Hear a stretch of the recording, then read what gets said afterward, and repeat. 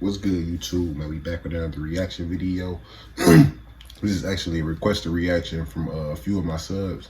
Y'all been drilling me to do this video, so I definitely got to do it. If anybody else want me to do a request that they want, drop it in the comments. You know what I'm saying? I'm gonna get straight to it. We trying to get the channel to 5K subs before the month over, so I'm approaching 4,000 subs. So I'm gonna have like a week left to try to get 1,000 subs. So I'm gonna try to see how many I can get in that next week. Let me see, today the 23rd to 24th. Oh, well, I got like a good 8 days to try to get like 1,100 subs. So you gonna see me. I'm in my bag, man. I like little challenges like this to just try to see how many subs and how many videos I can put out in like an 8-day span. So I'm up for the challenge, man. But make sure y'all like this video up because it'll help me with the YouTube algorithm. Comment. Make sure y'all hit that sub button. I appreciate everybody that's been supporting. You know what I'm saying? Like my videos, watching my videos and everything. Like I said, if you want to request, drop it in the comments. But we about to hop right into the video, man. Let's get it. In this video, I'll be giving my top 6 NBA centers of the 1960s decade, based on their combination of abilities, accomplishments, and number of seasons they played the center position throughout that decade. Before I begin, I'd also briefly like to point out an error I've seen many fans make about what they think NBA basketball was like in the 1960s, and as a result of sharing this error, they turn others off to the history of the game. It is primarily their inability to recognize who they are seeing on film, when it happened, and why the game was once played that way. On social media, I've actually seen widespread use of these clips of student athletes from the 1940s and other pre-shot clock era clips like them used to discredit Wilt Chamberlain and Bill Russell's success in the NBA many years later. The stigma isn't helped when famous NBA journalists such as Bill Simmons have also written comments in response to seeing clips of Wilt Chamberlain score 73 points such as this, quote, "Every big Nick looked like a prehistoric version of Brian Scalabrine," unquote. He also goes on to mention if you put Dwight Howard in Wilt's shoes, he'd do the same thing. I'm sure Paul Hogue would be flattered with the physical comparison to Brian Scalabrine. This is actual footage from that aforementioned 73-point game. And I'm sure Dwight Howard is equally flattered to know he's been gifted 4 inches of height and the ability to hit fall-away jump shots. It's not even my top 10. Let me tell you something, Brian Scalabrine would have done what Bill Russell did in his heyday. Colin, you could have played professional basketball right now in that era. Oh, God. This cognitive dissonance is so widespread, many fans actually seem to have a hard time differentiating black and white footage from the 1940s with clips of recognizable players like Kareem at UCLA. But I mean, was the net still 10 feet?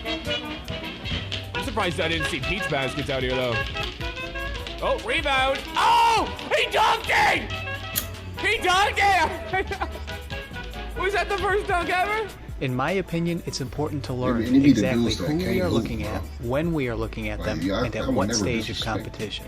So without further delay, here is my top 6 best NBA centers of the 1960s decade. Number 6, Willis Reed. Willis Reed measured half an inch taller than Cleveland Cavaliers starting center Tristan Thompson, and typically played at a weight of 240 to 250 pounds despite playing in an era that predates lifting weights. He could throw this powerful frame around with alarming ferocity, quickness, balance, and speed, and finished strong over players much taller than himself. Willis could shoot too, and had great timing with his fakes and a variety of finesse finishes for scoring around the much larger 7-footers of his era. One of the most physical, aggressive players that I ever played against. Willis was tough, played hard, 6'10", and played every inch of it. Very, very tough player, good team player. Tough both offensively and defensively. The thing that Willis loved to do is when you get him on the free throw line beside him, you'd go for the rebound or whatever after free throw, and he'd take his elbow and he'd shove it right into your neck and drag you to the floor. And the referees would let him get away. But one time they didn't. It was at the end of a game when I was with Philadelphia, and I was beside Willis on the line, and the referee was off to my left. It was Mindy Rudolph. I said, "Mindy," I said, "watch him. He's going to hook me and knock me to the floor." Willis Reed. Havlicek, Willis Reed, guarded by Baylor. Ooh, good move. He played like Zach Randolph here in the next minute. Zach Randolph Ball, Frazier saves it under to his teammate Reed. Hayes defensively. Like a Willis now. throwing off bodies off his shoulders, and he just kind of went along the whole team and just decimated this team. Rudy Russo had a broken jaw, and Henry Finkel had a broken jaw. I know a couple of guys got punched, and it wasn't even involved in a fight. Yeah, I kind of remember that. Number 5, Zelmo Beaty. Zelmo Beaty measured half an inch taller than Cleveland Cavaliers starting center Tristan Thompson and worked hard to maintain a lean playing weight of 235 pounds. Beaty was fluid in the post when the matchups allowed for it, but he often had to make up for his lack of height by taking advantage of his solid mid-range shooting touch. Beaty was also one of the fastest centers in the NBA and often raced out for easy baskets in transition. He certainly was at a disadvantage when you played against Wilt Chamberlain and Bill Russell, Thurmond from San Francisco, and Walt Bellamy, the 7-footers at that time that played inside. And when we played teams like that, he was more a high post center. He basically was a 15-foot jump shooter. It was to our advantage that he was that type of player so that he could take them out from under the basket. Defensively, he had a reputation as an enforcer and often led the league in fouls and ejections, which only bolstered this reputation. On the middle feeds to Brisker, blocked by Zelmo Beaty cleanly as he picked the ball right off in midair off his hand. Number 4, Nate Thurmond. Nate Thurmond measured the same height as Nerlens Noel, and although I was unable to find actual figures for Nate Thurmond's reach, it was claimed to be even greater than Wilt Chamberlain's 7-foot 8-inch reach. If this is true, this would mean Thurmond was potentially even longer than Rudy Gobert, the longest center in 2017. Thurmond was a defensive monster. Both Kareem Abdul-Jabbar and Wilt Chamberlain claim he did as good a job as anyone at disrupting their game. His all-around ability during his prime was considered by coaches around the league to be a blend of what both Wilt Chamberlain and Bill Russell brought to the floor. Nate Thurmond is a center that is starting to rival both Chamberlain and Russell as far as his ability offensively and defensively. And we have found that you don't win big in the NBA unless you have that really great center. Auerbach uses Chamberlain and Russell together. Thurmond still beats them. Number 3, Walt Bellamy. That's Bellamy fighting his way in there for the score. Walt Bellamy measured both the same height and approximate weight as DeAndre Jordan and had an incredible offensive repertoire, particularly his ability to drive despite carrying as much as 270 pounds. Bellamy ran the floor well and could also shoot jumpers in isolation, spot up, post up, or pick and roll situations, in addition to a strong finishing ability at the rim. Take note of the size and physical ability of Walt Bellamy, as this is the kind of player Wilt Chamberlain was capable of scoring 73 points against. Walt Bellamy was an all-state football receiver in high school before becoming a great basketball player. Well, I don't know if he's underrated in the NBA people's eyes. He certainly is one of the great centers for the last few years, and sure, when you compare him to Russell or Chamberlain or Thurmond possibly, he might be behind them, but offensively, he's certainly ahead of them, you know, as far as our game is concerned. Ball handler. All around Bellamy. Great pass by Hudson. Bridges inside for Bellamy. Bellamy. Bellamy scores. They're dominating the board. And finally, both number 1 and 2 has to be a tie between Bill Russell and Wilt Chamberlain. You feel like Wilt overrated, underrated, or properly rated? It would be hard to find. You talk about players and the era I played. It would be hard to find two better centers than Bill Russell and Wilt Chamberlain. Yeah. I mean, they were incredible players. Russell is obviously the winningest player here, though he is more dominant than most people credit him as being. Bill Russell is also about the same height as DeAndre Jordan. Russell is also known to have had a 7'4" arm span. I've heard many people assume he was the size of a small forward based on his misleading roster listing of 6'9", but he actually was closer to 6'10" barefoot, which would easily put him at the 6'11" mark in today's NBA. As with most of these guys, his 215-pound listed weight is also selling him short. At his heaviest, without lifting weights, Russell weighed as much as 240 pounds, the same weight that a young Dwight Howard tipped the scales in the 2004 NBA draft. West all alone. Look at Russell come down. And what a play by Russell. Pass to Ellis, back to West. He bottled up out to Baylor, driving the lane. He lays it up, is blocked by Russell. Blocked by Russell. What a play by Bill Russell. To me, Bill Russell is the most dominating individual that's ever played the game of basketball. He does everything that's necessary for a fine basketball player. It's just tremendous, one of the greatest defensive players that's ever played the game, the greatest champion of all time in basketball. I mean, look at what he got, 10 or 11 rings. I mean, he got more rings than he's got fingers. He was one of the most intense players, a tremendous intimidator. He would, many times, he'd have you so intimidated that he would stamp his foot, which sounded like he had left the floor. He never left the floor, and you'd make a fool out of yourself, letting the ball go, expecting to get the ball blocked, so you shot a little bit harder than normal. He never left the ground, and it ricocheted off the glass harmlessly. So he had that kind of impact on players. Russell just about invented what you could call defensive attack. He has all the tools: quick hand, fine balance, great spring and timing, and a keen mind, which he's disciplined to anticipate his opponent's moves. We felt like as long as we had that great one, Bill Russell, we were going to continue to win, and we did. He hooks, he jumps, he shoots, he defends, he rebounds, and gets the ball out. And beyond all that, he's a tremendous team ball player. Bill Russell is the most dominating defensive player in NBA history, but don't mistake that for a weakness on the offensive end. He wasn't a volume scorer, but he knew how to run plays and pass and had a good variety of ambidextrous moves and finishes around the basket, along with a quick first step and great timing that you had to respect. 3:85, Boston now leading by 8 points. There are only 42 seconds left to go in this ball game. This crowd is starting to go berserk. Havlicek comes to the right. On the left, it goes over to Russell. There are 35 seconds left. Russell fakes. Russell's driving to the hoop, and he stops it. 30 seconds left in the celebratory in the verge of their 9th World Championship. 94 to 80. And Russell shoved it through. You know, people keep telling me, oh, yeah, who's the greatest center? And they keep throwing out these names, and they're saying Russell. And, you know, Bill Russell is the greatest center in the history of the game for helping a team achieve championships. But from the standpoint of picking a player with the skills required to play the center position on both ends of the court, there isn't anyone that comes close to what Wilt Chamberlain accomplished. Great, amazing athlete. I don't know if people realize I think he ran a 48-second 440. He high jumped well over 7 feet. The guy was incredible. In those days, they didn't keep blocked shots. I kept them through all games that Wilt played. Russell blocked shots, but not as many as Wilt. It's unbelievable. The guy was amazing. Was they recording blocks around this time? Amazing. Wilt would not only block your shot, Wilt could go up in the air and catch your shot. Wilt could do whatever he wanted to on the basketball court.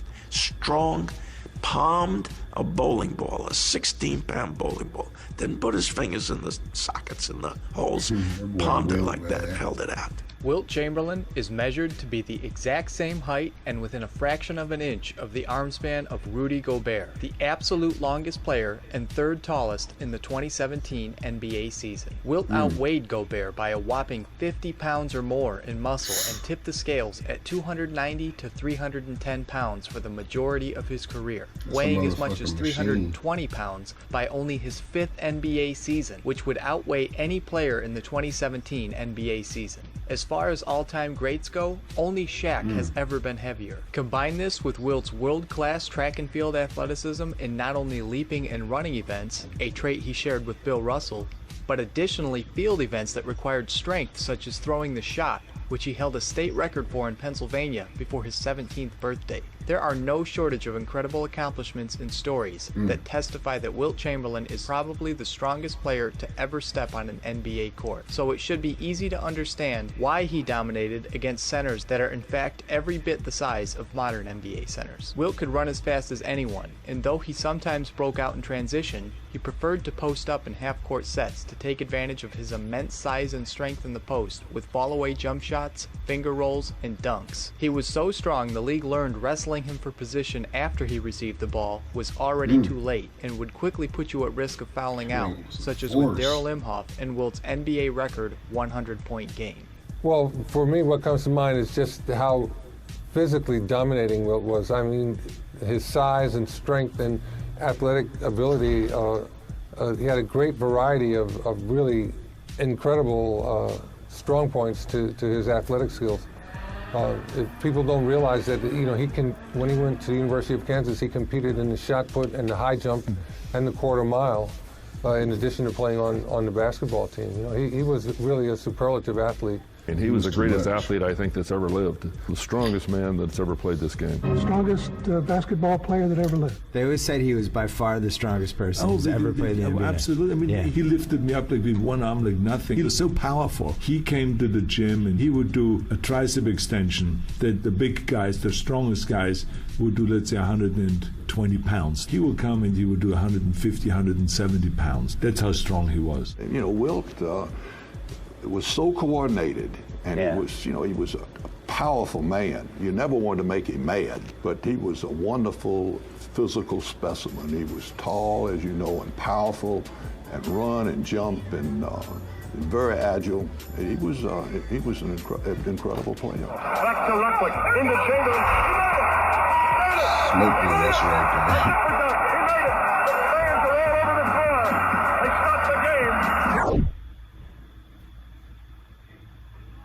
Yeah, man, they gotta quit sleeping on these old eras, man. Just because they came before, man. Y'all can't be disrespected, bro. It ain't their fault, bro. This is great basketball here. This is where it started, bro. It gotta start somewhere. Without them, it wouldn't be none of this, for real.